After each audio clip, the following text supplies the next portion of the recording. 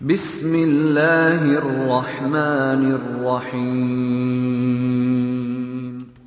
عام طور پہ مسئلہ یہ پوچھا جاتا ہے کہ حالت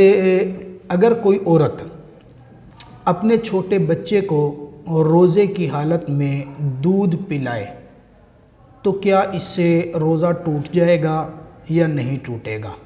اسی طرح بعض احباب یہ مسئلہ بھی پوچھتے ہیں کہ جی دودھ پلانے کی وجہ سے کیا وضو ٹوٹ جاتا ہے یا نہیں ٹوٹتا؟ دونوں مسئلے الگ الگ ہیں، ذہن نشین فرما لیں کہ اگر عورت وضو کر کے اپنے بچے کو دودھ پلائے بڑی اچھی بات ہے، اور دودھ پلانے کی وجہ سے روزہ نہیں ٹوٹتا، وضو نہیں ٹوٹتا۔ بالکل اسی طرح اگر عورت نے روزہ رکھ لیا اور روزے کی حالت میں چھوٹے بچے کو دودھ پلاتی ہے تو اس سے بھی روزہ نہیں ٹوٹتا، کیونکہ روزہ ٹوٹنے کا تعلق تب ہے جب بدن کے اندر خوراک کے مقام سے کوئی خوراک جائے، تو یہاں تو بدن سے وہ بچے کو دودھ پلا رہی ہے۔ البتہ یہ خود دیکھے کہ اگر روزے کی حالت میں یہ روزے کی تکلیف برداشت کرنے کے ساتھ ساتھ بچے کو دودھ پلا سکتی ہے تو پھر یہ روزہ رکھے۔ اگر کوئی عورت یہ محسوس کرتی ہے کہ اگر میں روزہ رکھوں گی تو مجھے چھوٹے بچے کو دودھ پلانے میں تکلیف ہوگی، دشواری ہوگی، تو اس کو روزہ چھوڑنے کی اجازت ہے۔ ساتھ ہی یہ مسئلہ بھی ذہن نشین فرما لیں،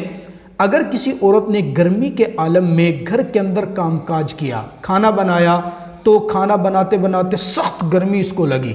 اتنی زیادہ گرمی اور پیاس لگتی ہے کہ جان جانے کا خطرہ اس کو ہو رہا ہے، اب فقہا فرماتے ہیں یہ جان بچائے روزہ توڑ دے۔ اس روزہ توڑنے پر صرف اس کی قضا لازم ہوگی، کفارہ لازم نہیں ہوگا۔ ساتھ ہی یہ مسئلہ بھی ذہن نشین فرما لیں، کھانا بناتے وقت عورت کے لیے چکھنا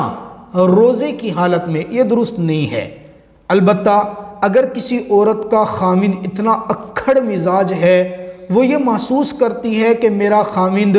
اگر میرے کھانے کے اندر نمک یا مرچ تھوڑی اونچ نیچ ہو گئی تو مجھے بہت سخت مارے گا، تشدد کرے گا، ڈانٹے گا،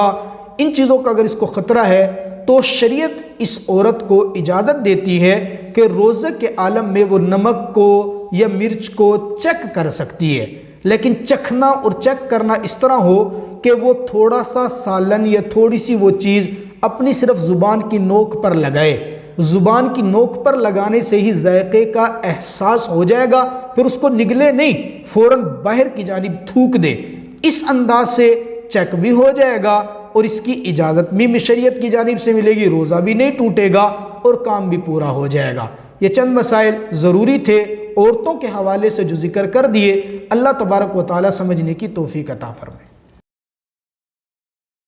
بسم اللہ الرحمن